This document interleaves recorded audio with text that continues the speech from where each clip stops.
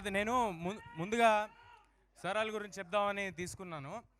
ఒక యాదృచ్ఛికంగా కరెక్ట్గా ట్రైలర్ లాంచ్కి 2 రోజుల ముందు నాకు ఏదో చాలా కోయిన్సిడెన్స్తో ఫోన్ వచ్చి శ్రీరాములు వారి అయోధ్య మందిరంలో నుంచి వచ్చిన అక్షింతలు మాకు వస్తున్నాయన్నారు. ఇది ఒక బ్లెస్సింగ్ లాగా భావిస్తున్నాం మేము.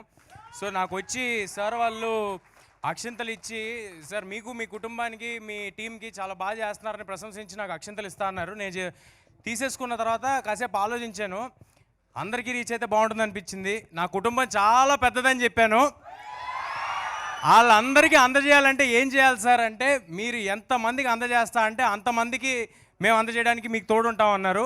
సో సార్ వాళ్ళ విశ్వ హిందూ పరిషత్ నుంచి వాళ్ళు పెట్టిన ఈ అక్షింతలు అందరికీ పంచడానికి పెట్టిన పేరు ఇంటింటికి అయోధ్య అక్షింతలు, గడప గడపకి అయోధ్య అక్షింతలు అని పెట్టారు.